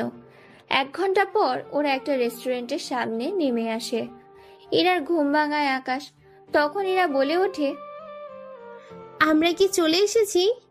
না, তাহলে এখানে এসে থামলে যে? এখান থেকে কিছু খেয়ে তারপর আবার রওনা দিব। আর 2 ঘন্টা লাগবে যেতে। তাই ভাবলাম কিছু খেয়ে যাই। তার উপর সন্ধে হয়ে গিয়েছে। তাই এখন চলো ভিতরে যাই। একটা কথা বলবো? কি কথা বলো? আমি এভাবে ভিতরে গিয়ে খেতে পারবো না। তাই খাবার যদি এখানে নিয়ে আসতে। ও এই ব্যাপার চিন্তা করো না। আমি ওদের বলে দিচ্ছি, ওরা আমাদের জন্য খাবার নিয়ে আসবে। তুমি এখানে কেন খাবে? তুমি ভিতরে খেয়ে আমার জন্য খাবার নিয়ে এসো। তুমি যখন ভিতরে খাবে না তখন আমি আর গিয়ে কি করব? তাই কোনো কথা না। ওদের খাবার আনতে বলে ওনারা প্রয়োজনীয় সবকিছু নিয়ে আসে গাড়িতে। গাড়িতে ওরা দুজনে খেতে থাকে। আকাশ ইরাকে খাইয়ে দিচ্ছে আর ইরা আকাশকে। ওরা দুজনকে খাওয়ানো শেষ হলে ইরা বলে ওঠে, আচ্ছা, তোমার বাবা মা কি আমাকে পছন্দ করবে? ওনারা পছন্দ করেছে বলেই তো তোমাকে নিয়ে যাচ্ছি বাসায়। কি? ওনারা কখন দেখলো আমাকে? আমি ছবি দিয়েছিলাম যেদিন আমি তোমাদের বাড়িতে যাই ওই দিন। এরপর তো আমরা ঘুরতে গিয়েছি, তখন যে ছবিগুলো তুলেছি ওইগুলো। এরপর বাবা মা তোমাকে অনেক পছন্দ করেছে।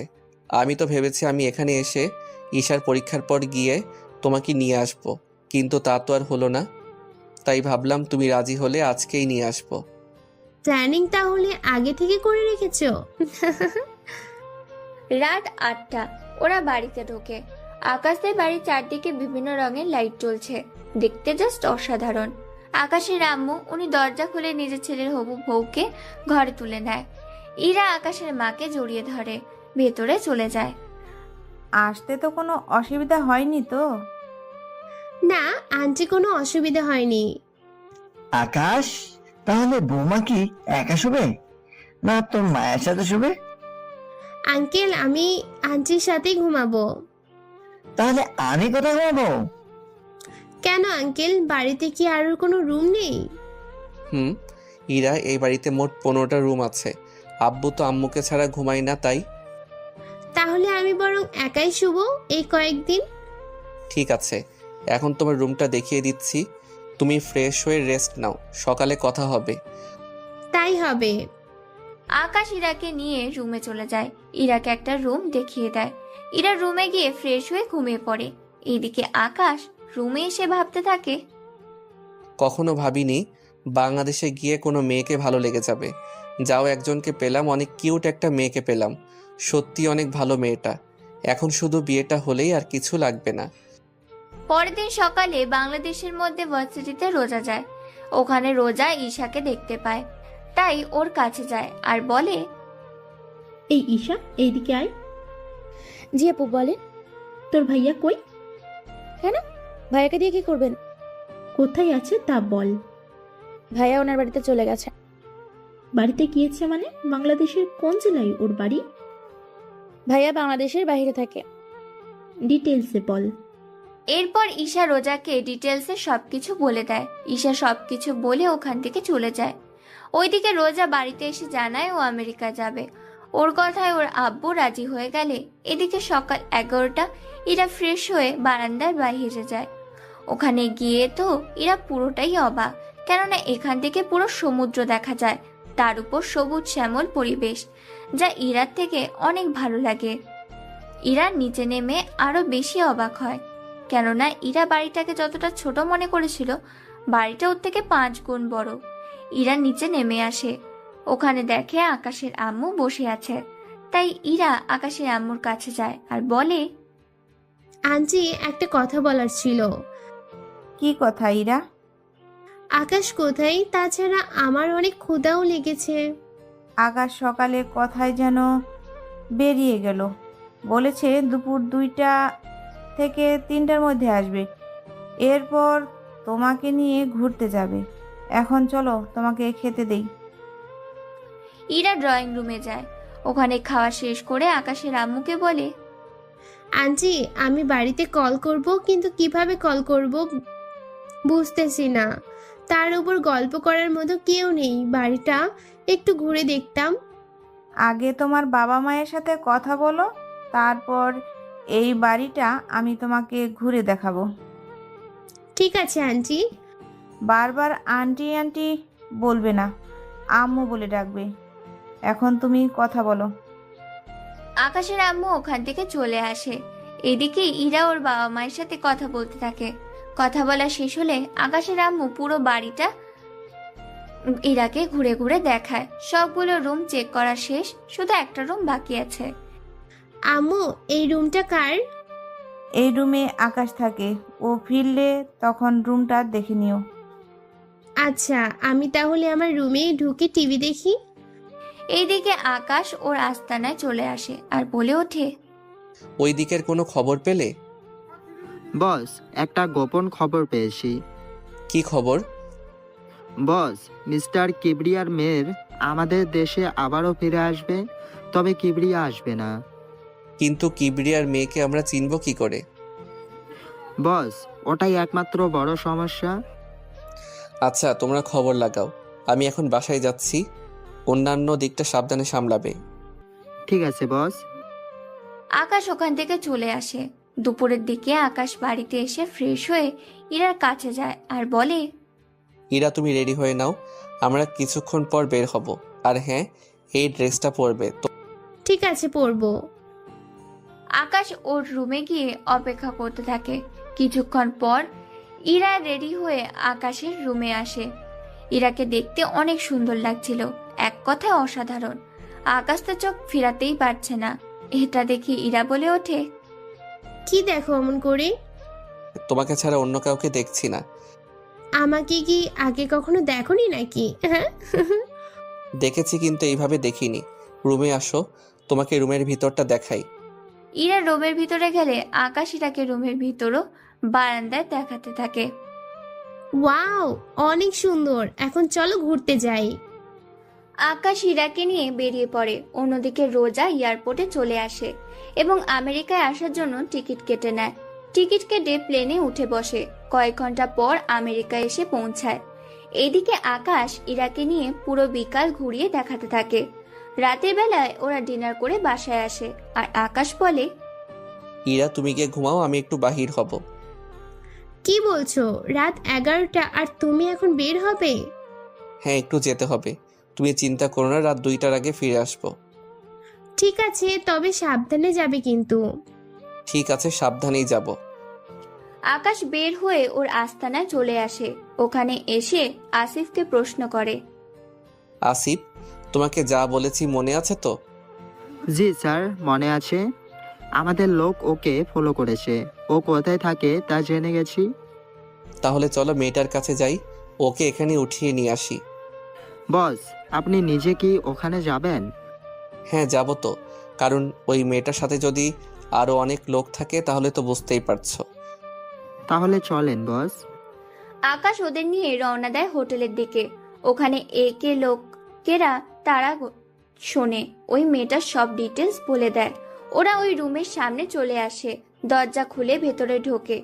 আকাশ রোজাকে দেখতে পায়। রোজাকে দেখে কি বলবে আকাশ কিছুই বুঝছে না। এইদিকে রোজা বলে ওঠে, আপনারা কারা? এখানে কি করে এলেন? তার আগে এটা বলো, তুই এখানে কেন এলি? আমি একজনকে ভালোবাসি, তার জন্য আমি এখানে এসেছি। নাম কি তার? কোথায় থাকে? দেখুন, আমি এর চেয়ে বেশি কিছু জানি না। তোর বাবার নাম কি কিবরিয়া? আপনারা আমার বাবার নাম কি করে জানেন? যা বলছি তার উত্তর দে। হ্যাঁ, কিন্তু আপনারা কে তা তো বলবেন। তা আপনারা না জানলেও চলবে। আসিফ, চল তো এখান থেকে। বস, কোনো সমস্যা হয়েছে কি? আসতে বলছি, আস। ওরা ওখান থেকে চলে আসে। এইদিকে আকাশ ভাবে, রোজা এখানে আবার কাকে ভালোবাসে? ও কার জন্য আসতে পারে তা তো আমাকে জানতেই হবে। এইদিকে ওরা আস্তানায় চলে আসে। ওখানে এসে ওরা নিজেদের কাজ করতে থাকে। তখন আসিফ বলে, বস, এটা তো ওই মেয়েটা ছিল, তাহলে ছেড়ে দিলেন যে? ওই মেয়েটা বাংলাদেশে থাকে। ওখানে একটা ভার্সিটিতে ছোটোখাটো মাস্তারি করে বেড়ায়, কিন্তু এখানে কাউকে মারতে আসবে এত সাহস হবে না। মেয়েটা বলেছিল কাউকে ভালোবাসে। তাহলে কে হতে পারে যে ওকে ভালোবাসে? আচ্ছা, তোরা যে যার বাসায় চলে যাও। আসিফ, কাল একটা অপারেশন আছে, রাতে চলে আসিস। আকাশ চলে আসে ওর বাসায়। ওখানে এসে আকাশ ওর রুমে চলে যায়। এখানে এসে আকাশ দেখে ইরা আকাশের রুমে শুয়ে আছে। ঘুমন্ত অবস্থায় ইরার চেহারাটা অনেক মায়াবী লাগছিল। আকাশ ওখান থেকে বারান্দায় গিয়ে শুয়ে পড়ে। পরের দিন সকালে ইরা ঘুম থেকে বারান্দায় গিয়ে দেখে আকাশ ওখানে শুয়ে আছে। তো একটু অবাক হয়, কিন্তু এর চেয়ে বেশি অবাক হয় আকাশ ইরাকে একবারও ডাকলো না সেজন্য। তাই ইরা আকাশের কাছে যায়। ইরা আকাশের বুকে হাত দিয়ে ডাকতে গেলে আকাশ ইরার হাত ধরে বুকের সাথে মিশিয়ে রাখে। এতে ইরা অনেক সাবধানে হাত ছাড়ানোর ব্যবস্থা করে, কিন্তু তাতে কোনো লাভ হলো না। কিছুক্ষণ পর সূর্যের আলো পড়ায় আকাশের ঘুম ভেঙে যায়। ঘুম থেকে উঠে আকাশ দেখে ইরার হাতও ধরে রেখেছে, তাই তাড়াতাড়ি করে ছেড়ে দেয় আর বলে, আমি বুঝতে পারিনি। কোনো ব্যাপার না, তুমি এখানে কেন ঘুমিয়েছো? কি করবো, এসে দেখি তুমি শুয়ে আছো, তাই ভাবলাম তোমাকে ঘুম থেকে জাগানোটা ঠিক হবে না, তাই আমি বারান্দায় ঘুমিয়ে পড়েছি। কিন্তু তুমি এখানে কেন আসতে গেলে? আমি তো ঘুম থেকে ভেবেছিলাম একটু বারান্দায় আসি, তাই এখানে এসে দেখলাম তুমি শুয়ে আছো, তাই তোমাকে ডাকতে গেলাম। অমনি তুমি আমার হাত। আচ্ছা, তুমি ফ্রেশ হয়ে নাও, তোমাকে আমার ভার্সিটিতে নিয়ে যাব। সত্যি? হ্যাঁ, তাহলে যাও, এখন ফ্রেশ হয়ে নাও। ইরা ফ্রেশ হতে চলে গেল। এইদিকে আকাশ কিছুক্ষণ ব্যায়াম করে নেয়, কেননা ইরার বের হতে সময় লাগবে। সে সময়টা আকাশ ব্যায়াম করে নেয়। ওরা দুজনে রেডি হয়ে নাস্তা করে বেরিয়ে পড়ে ভার্সিটির উদ্দেশ্যে। আকাশ ইরাকে নিয়ে ভার্সিটিতে যাচ্ছে। ওখানে গিয়ে আকাশ রোজাকে দেখতে পায়। তার সাথে এই ভার্সিটির সবাই আকাশকে চিনে, তাই অনেকে মারামারি বন্ধ করে দাঁড়িয়ে আছে। আচ্ছা, এই মেয়েটাকে খুব চেনা চেনা লাগছে, মনে হচ্ছে এর আগেও কোথায় যেন দেখেছি। আমারও তাই মনে হচ্ছে। আরে, এই তো রোজা, যে মেয়েটা তোমাকে ভার্সিটিতে মেরেছে। কিন্তু এই মেয়েটা একটা কাজ করো, তুমি কে জিজ্ঞেস করো, আমি গেলে তো। তুমি কি এখনো ভয় পাচ্ছ নাকি? এটা তোমার ভার্সিটি, এখানে তোমাকে ভয় পেতে হবে না। ঠিক আছে, আমি তোমার সাথে যাব, কিন্তু তুমি ওর সাথে কথা বলবে, ঠিক আছে? ঠিক আছে। এইদিকে আকাশ ইরাকে নিয়ে রোজার সামনে যায়। রোজা আকাশের সাথে ইরাকে দেখে কিছুটা চমকে ওঠে আর বলে, এ কি ইরা, তুই এখানে? তাও আকাশের সাথে কি করে? আমি আকাশকে ভালোবাসি আর আকাশও আমাকে ভালোবাসে, তাই আমি ওর সাথে এসেছি। কিছুদিন পর আমরা বিয়ে করব। কিন্তু রোজা, তুমি এখানে কেন এলে? আমি একজনকে ভালোবেসে এখানে এসেছি, কিন্তু এখন তো দেখছি। কে সেই ছেলে? সে হচ্ছে আকাশ। রোজার মুখে আকাশের নামটা শুনে ওরা দুজনেই অবাক হয়। তার সাথে ভার্সিটির অনেকে তাকিয়ে আছে ওদের দিকে। ভার্সিটির সবাই আকাশের পরিচয় জানে, মেয়েরা ভালো করেই জানে। আকাশ ভার্সিটির কোনো মেয়ের সাথে কথা বলে না। তাহলে ওই দুটো মেয়ে কারা যাদের সাথে আকাশ কথা বলছে? ব্যাপারটা হাস্যকর না? এখানে এসেছেন আমাকে ভালোবাসতে। প্লিজ আকাশ, আমাকে ফিরিয়ে দিও না। দেখুন, আপনি ভালো করেই জানেন আমি ইরাকে ভালোবাসি, তাহলে কি করে বলতে পারছেন আপনি আমাকে ভালোবাসেন? এইদিকে ওরা কথা বলছিল, তখন দূর থেকে কয়েকটা ছেলে ওখানে এসে আকাশের কাঁধে হাত রাখে, বলে, কিরে, তুই তো আগে কখনো মেয়েদের সাথে কথাই বলতি না, সেখানে তুই কিনা এখন দুটো মেয়ের সাথে, তাও মেয়ে দুটো সেই রকম সুন্দর, তো ওদের যদি। কথাটা বলার আগে আকাশ রনিকে একটা খুশি দেয়। এতে করে রনি অনেকটা দূরে গিয়ে পড়ে আর বলে, কাজটা কিন্তু তুই ভালো করলি না আকাশ। তুই ভালো করে জানিস। আমিও দেখে নিব তোকে। দেখাই যাক। দেখুন রোজা, আপনি আমাকে ভুলে যান, ওটাই ভালো হবে। ইরা, চলো এখান থেকে। আকাশ ইরাকে নিয়ে ওখান থেকে চলে আসে। এইদিকে রোজা ভাবতে থাকে ইরাকে আকাশের কাছ থেকে কি করে আলাদা করা যায়। তাই রোজা ঠিক করে এই রনিকে হাত করবে, তাহলেই আকাশের সম্পর্কে সব জানতে পারবে। এইদিকে আকাশ ইরাকে নিয়ে চলে আসে পার্কে। তুমি এখানে বসো, আমি তোমার কোলে মাথা রেখে শুয়ে থাকি। আচ্ছা থাকো। ইরা মাথা রেখে শুয়ে পড়ল। অন্যদিকে রকি ওর বন্ধু এবং সাথে করে কয়েকজন ছেলেকে আনলো আকাশকে মারার জন্য। ওরা পেছন থেকে আকাশকে মারতে আসে, কিন্তু তখন ভাগ্য ভালো আকাশ ছবি তুলছিল, তাই পিছনের মানুষটাকে আকাশ দেখে ফেলে। ওরা মারতে আসলে আকাশ ওদের হাত ধরে ফেলে, অন্য হাত দিয়ে ওই ছেলেটাকে ঘুষি দিয়ে ফেলে দেয়। ইরা, তুমি এই নাও ইয়ারফোনে গান শোনো, আমি 3 মিনিটের জন্য আসছি। বুঝতে পারছি, আচ্ছা যাও। ইরা ওখানে শুয়ে শুয়ে গান শুনছে। এদিকে আকাশ তাড়াতাড়ি করে ওদের কাছে যায়। রকি, তোকে এত মারামারি তারপরও তোর শিক্ষা হয় না? ওরা সেই আকাশকে মারতে আসবে। আকাশ পায়ের বুট থেকে বন্দুক বের করে ওদের গুলি করতে থাকে। অনেকে পালিয়ে যাওয়ার সময় পায়ে গুলি লাগে। আকাশ রকিকে অনেক বুঝিয়ে ওখান থেকে পাঠিয়ে দেয়, কেননা আকাশ এখানে কোনো গন্ডগোল চায় না। আর এতক্ষণ ওদের মধ্যে যে মারামারি হয়েছিল তা কেউ একজন ভিডিও রেকর্ড করেছিল। সে হচ্ছে রোজা। রোজা এতক্ষণ ধরে ওদের ভিডিও করছিল, কেননা রকির সাথে আকাশের শত্রুতা কি তা রোজা ভেবে নেয়, রকির থেকে জেনে নেবে। কিছুক্ষণ আকাশ আর ইরার কাছে আসে। ইরা উঠে আবারও আকাশের কোলে শুয়ে পড়ে।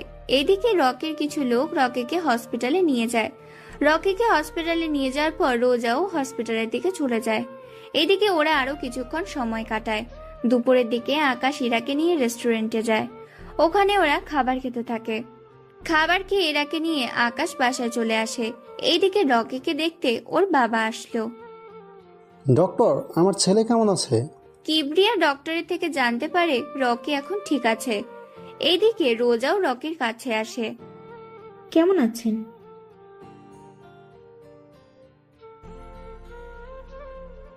আমাকেই না চেনারই কথা।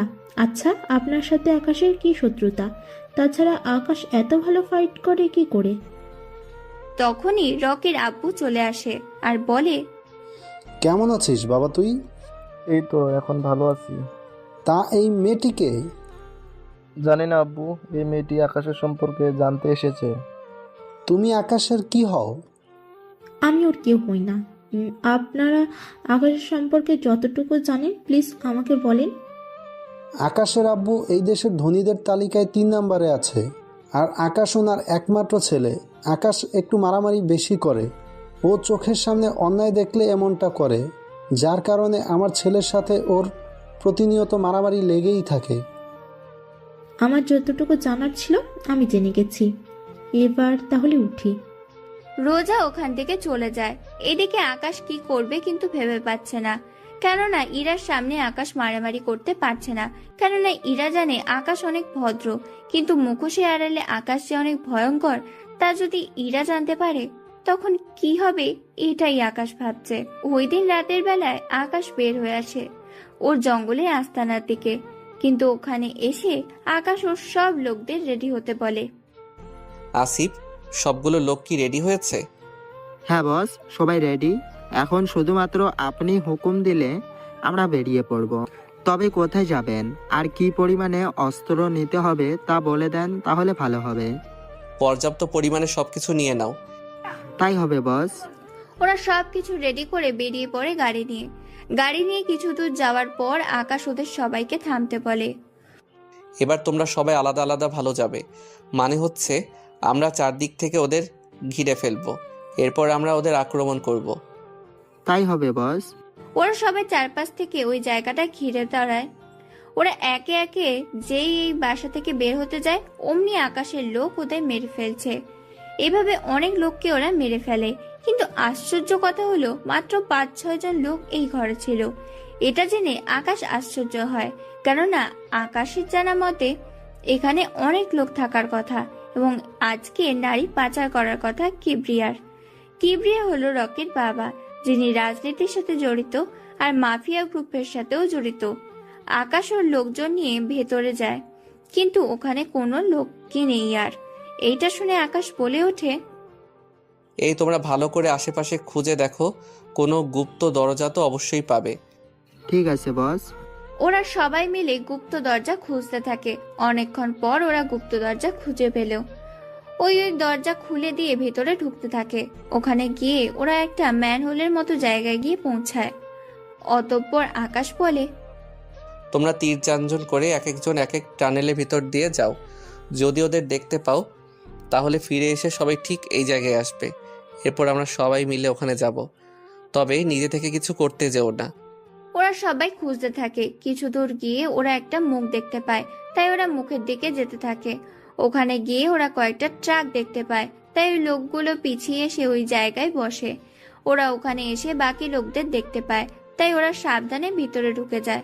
ওখানে গিয়ে ওরা বুঝতে পারে ওরা একটা পাহাড়ের ভিতরে রয়েছে, কেননা পাহাড়ের বাইরে এখন রয়েছে ওই ট্রাকগুলো। অতঃপর তাদের মধ্যে একটি লোক আকাশকে বলে, বস এখন কি করব? গুলি চালাও, তবে মেয়েগুলোর গায়ে যেন না লাগে। এই কথা শুনে তাই ওরা গুলি চালাতে বলে ওর লোকদের। অন্ধকারে আকাশের লোক ভালোই দেখতে পাচ্ছিল না, কারণ পাহাড়ের বাইরে গাড়িগুলোর কাছে আলো ছিল। টানেলের ভিতরে থাকা লাইটগুলো তার ওরা কেটে দেয়, এতে করে ভিতর অন্ধকার। আকাশ ও লোকদের নিয়ে আস্তে আস্তে ভিতর দিয়ে শুয়ে শুয়ে সামনে এগোচ্ছে। অনেকটা পথ ওরা যেতে যেতে অনেক লোককেই মেরে ফেলে। তাহলে ওদের যেহেতু মারা শেষ, তাহলে গাড়ির দরজা খুলে দাও। ওরা দরজা খুলে ভেতরে অনেক মেয়েকেই দেখতে পায়, তাই একে একে সবাই বের করে নেয়। ওরা অনেক ভয় ছিল। এদিকে ওদের নিয়ে আকাশ পুলিশ স্টেশনের সামনে নিয়ে দিয়ে চলে যায়। এদিকে মেয়েগুলো ভেতরে গিয়ে ওদের ঠিকানা দিয়ে দেয়। এতে করে সকাল হলেই ওদের বাড়িতে পৌঁছানোর ব্যবস্থা করবে। তাদের সব ব্যবস্থা করে আকাশ বাসায় চলে আসে। আজকেও এরা আকাশের রুমেই বসে আছে, তাই আকাশও বারান্দায় গিয়ে শুয়ে পড়ে। সকালে আকাশ উঠে ফ্রেশ হয়ে নেয়। এইদিকে আকাশ দেখে ইরা এখনো ঘুমাচ্ছে, কারণ তখন সকাল 7টা বাজে। তাই ইরাকে না জাগিয়ে আকাশ বের হয়ে আসে আর তার আম্মুকে বলে, আম্মু আমাকে নাস্তা দাও। কিরে, তুই আজকে এত তাড়াতাড়ি উঠে গেলি কেন? ঘুম আসছিল না, এখন খেতে দাও। ইরাকে আসার সময় নিয়ে আসছিস? এখন মাত্র 7টা বাজে, তুমি আমাকে খেতে দাও, আমি একটু বাহিরে যাব। ও আস্তে আস্তে আমি ফিরে আসবো। আকাশ নাস্তা করে বেরিয়ে পড়ে। আকাশ পথে যেতে যেতে রোজাকে দেখতে পায়, কেননা রোজা আগে থেকেই ওখানে ছিল। তাই আকাশ গাড়ি থামিয়ে রোজার কাছে যায় আর বলে, রোজা, আপনি এখানে কেন? আর পথ আটকিয়ে কেন দাঁড়িয়ে আছেন? তার আগে এটা বল, রোজা সব সময় একজন ভদ্র ছেলেকে বিয়ে করতে চেয়েছিল, কিন্তু এখানে এসে জানতে পারলাম তুই মোটেও ভদ্র না, সারাক্ষণ মারামারি করিস। যদি এই কথা ইরা জানতে পারে তাহলে কি হবে ভেবে দেখেছিস? যা হওয়ার পরে হবে, কিন্তু ইরাকে জানিয়ে তোর কি লাভ? লাভ তো আমারই হবে, কারণ ইরা তোর জীবন থেকে চলে গেলে আমি তোর জীবনে এন্ট্রি নিব। তোর সাহস তো কম না। তোকে তো আমি দেখ, আমার সময় যাচ্ছে, তাই আমার সামনে থেকে সর। যেখানে যাওয়ার যেতে পারিস। আমি পার্কের ভিতরে মারামারি করার সময়ে ভিডিও করে নিয়েছি। এখন ভিডিওটা যদি ইরা দেখে ফেলে তাহলে? সেই সুযোগ তুই কখনো পাবি না, তাই এখন রাস্তা থেকে সরে দাঁড়া। আকাশের চোখের দিকে তাকিয়ে রোজা ভয় পেয়ে যায়, তাই ওখান থেকে সরে যেতে আকাশ গাড়ি নিয়ে চলে আসে। 1 ঘন্টা পর আকাশ ফিরে আসে বাড়িতে। বাড়িতে এসে ইরার মাথার পাশে একটা প্যাকেট রেখে যায়। ইরা ঘুম থেকে উঠে প্যাকেটটা দেখতে পায়, তাই প্যাকেটটা নিয়ে ওয়াশরুমের ভিতর চলে যায়। ওখানে ইরা প্যাকেটের মধ্যে শাড়ি দেখতে পায়, তাই ওই শাড়িটা পরে নিচে নেমে আসে একেবারে তৈরি হয়ে। ইরা নিচে নেমে আসছে আর আকাশ ইরার দিকে তাকিয়েছে, কেননা ইরাকে দেখে মনে হচ্ছে আসমান থেকে পরি নেমে এসেছে, কেননা এতটাই সুন্দর লাগছিল যে বলার বাহিরে। অতঃপর এটা ইরা দেখে বলে উঠল, কি দেখছো অমন করে? তোমাকে দেখছি, অনেক সুন্দর লাগছে তোমাকে। আগে কি দেখতে খারাপ লেগেছে নাকি? না, কিন্তু আজকে অনেক বেশি সুন্দর লাগছে তোমাকে। তাহলে চলো নাস্তা করে বেরিয়ে পড়ি, আজকে যাব সমুদ্র দেখতে। সত্যি? তাহলে চলো চলো। নাস্তা তো করে যাবে? পরে করব, আগে চলো। ওরা বেরিয়ে পড়ে সমুদ্র দেখার জন্য। ওরা ওখানে অনেকটা সময় কাটায়, দুজনে পাশাপাশি হাঁটে, বসে থাকে, একসাথে খাবার খায়। ওরা দুজনেই ওখানে অনেক মজা করে। মাঝে মাঝে ইরা আকাশের কোলে ওঠার জন্য বায়না করে, তাই আকাশও ইরাকে কোলে নিয়ে বালুর উপর দিয়ে হাঁটে। ওরা কোথাও বসলে ইরা আকাশের কাঁধে মাথা রাখে, এতে করে ঈশা অনেক শান্তি পায়, তার সাথে আকাশও। ওরা ওখানে একসাথে গোসলও করে, কেননা আসার সময় আকাশ বাড়ি থেকে পোশাক নিয়ে এসেছে, কেননা পানিতে ওরা গোসল করবে সেজন্য। ইরা ও আকাশ দুজনেই পোশাক চেঞ্জ করে পানিতে নামে। ওরা দুজন দুজনকে পানি দিয়ে ভিজিয়ে দেয়, এতে করে একজন আরেকজনের কাছে জড়িয়ে ধরে পানিতে পড়ে যায়। এভাবে ওরা সময় কাটায়। ওরা সময় কাটানো শেষ হয়ে গেল, দুজনের ড্রেস চেঞ্জ করে নেয়। ওরা গাড়িতে উঠে বাড়ির দিকে রওনা দেয়। বাড়িতে এসে আকাশ ইরাকে দেখে। আকাশের ফুপু ফুপা ও ঈশা বসে আছে, তার সাথে ইরার বাবা মাও। ইরা ওর বাবা মাকে দেখে দৌড়ে গিয়ে জড়িয়ে ধরে। এদিকে ঈশা এসে আকাশকে ধরে আর বলে, কোথায় গিয়েছিলি তোরা? আমরা সেই বিকাল থেকে অপেক্ষা করছি, আর তোরা এই রাতে এলি? আমরা সমুদ্রের ধারে গিয়েছিলাম। এদিকে ইরা ওর বাবা মায়ের সাথে কথা বলতে থাকে। মা বাবা তোমরা আসার সময় জানিয়ে কেনই আসোনি? তোকে সারপ্রাইজ দিব বলে। তা তোরা কোথায় গিয়েছিলিস? আব্বু, আমরা সমুদ্রের ধারে গিয়েছিলাম। তুমি জানো ও আমাকে প্রতিদিন ঘুরতে নিয়ে যায়। সত্যি এরা তুই কত সুখী, এত বড় বাড়ির বউ হবি, তারপর অনেক ভালো স্বামী পেয়েছিস। হ্যাঁ আম্মু, আমি সত্যি অনেক লাকি, এত সুন্দর একটা পরিবার পেয়েছি। ওরা সবাই কথা বলতে থাকে। তখন আকাশের আব্বু অফিস থেকে ফিরে আসে। উনি ফিরে আসতেই ঈশার বাবা মাও ইরার বাবা মাও ওনাকে সালাম দেয়। উনি সালাম নিয়ে সবার সাথে পরিচয় হয়ে নেয়। কিছু মনে করবেন না, মাত্র অফিস থেকে ফিরেছি, আমি অনেক টায়ার্ড, তাই আমরা কাল সকালে ওদের বিয়ে নিয়ে কথা বলবো। ইরার বাবা মা ওনারা দুজনেই হ্যাঁ বলে, কারণ ওনারা অনেক টায়ার্ড। শুধু আকাশের আব্বুর জন্য সবাই এত সময় ধরে এখানে বসেছিল। ওরা সবাই ডিনার করে চলে যায় ওদের রুমে। ঈশা ও ইরা একটা রুমে ঘুমায়, বাকিরা ওনাদের রুমে। পরের দিন সকাল 11টায় ওনারা বসে আছে আকাশ ও ইরার বিয়ের কথাবার্তা নিয়ে। ওনারা ওদের বিয়ের তারিখ ঠিক করে নেয়, আর আকাশের আব্বু বলে ওঠে, ওদের বিয়েটা আমরা কালকে দিনের ভিতরে দিয়ে দেবো। আকাশের আব্বুর কথায় অনেক অনেক রকমের মন্তব্য করে, কারণ এখনো বিয়ের কোনো শপিংই হয়নি, সেজন্য তার উপর বাড়িও সাজানো বাকি রয়ে গেছে। দেখুন, এটা যা যা লাগে সব কেনা হয়ে গেছে, রাতের মধ্যে সব চলে আসবে, বাড়িটা সাজানোর দরকার নেই। আর আপনারা দেশের আগে এখানে আপনার মেয়ের সাথে থাকতে পারেন, কারণ ওখানে আপনাদের দেখাশোনা করার জন্য কেউ নেই। যদি ইরার ভাই অথবা কোনো বোন থাকতো তাহলে হয়তো যদি ইরার ভাই অথবা কোনো বোন থাকতো তাহলে হয়তো ওর জন্য ফিরে যেতে পারতেন, কিন্তু সবকিছু যেহেতু এখানে, তাই ওখানে যেতে হবে না। তবে মাঝে মধ্যে আকাশ আপনাদের ওখানে নিয়ে যাবে, সাথে ইরাকও। ওখানে আপনারা কয়েকদিন সময় কাটিয়ে আবার আকাশের সাথে চলে আসবেন, কোনো কিন্তু নয়।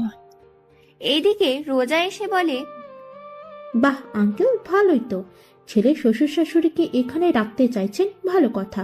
কিন্তু আপনার ছেলে যে ইরাকে ঠকাচ্ছে, তার কি হবে? রোজার কথা শুনে সবাই ওখানে একে অপরের দিকে তাকিয়ে আছে, কেননা কেউ এই মেয়েটিকে চেনে না, তার উপর এসব আজে বাজে কথা বলছে সেজন্য। তখন আকাশের আব্বু বলে ওঠে, এই মেয়ে কে তুমি, আর বাইরে ঢুকলে কি করে, তার উপর এইসব কি কথা বলছো? আমি ঠিক বলছি, আপনার ছেলে মারামারি করে, অথচ আপনার হবু বৌমা এই সম্পর্কে কিছুই জানে না। এটাকে কি ঠকানো বলে না? ও মারামারি করে, এতে তোমার কেন সমস্যা হচ্ছে রোজা? এটা ঠিক, আমি মারামারি পছন্দ করি না, তাই বলে কারোর কাছে মার খেয়ে চলে আসবে তাও তো মেনে নিতে পারি না। এই সময় বাংলাদেশে তুমি মেয়ে ছিলে বলে কোনো ছেলে তোমার গায়ে হাত তুলতো না, তাই ওই দিন ও নিজের দেশ, এখানে ওকে কেউ মারতে আসলে তার তো প্রতিবাদও করবেই। এটা তুমি বুঝতে পারছো না ব্যাপারটা। বুঝেছি আমি ও কতটা সরল ছেলে, তা আমি জানি। বাংলাদেশে ওর সাথে কয়েকটা দিন সময় কাটিয়ে বুঝতে পেরেছি, তার উপর এখানে এসে ওকে আরো ভালো করে জেনেছি। ও ভার্সিটিতে কোনো মেয়ের সাথে কথা বলে না, তা আমি ওখানে গিয়ে জানতে পারলাম। দেখো নিজের আত্মরক্ষায় মারামারি করলে কোনো সমস্যা নেই, তাই তুমি যা পাওয়ার জন্য এখানে এসেছো তা তুমি কখনোই পাবে না। না পেলে জোর করে নিব আমি। কাল আকাশের বিয়ে, তাই সময় পাবেন না। রোজা ওখান থেকে চলে যায়। এদিকে রোজা যাওয়ার পর সবাই একের পর প্রশ্ন করেই চলেছে ইরাকে। ইরা সবার প্রশ্নের উত্তর দিতে থাকে। সবাই পরে সবটা বুঝতে পারে।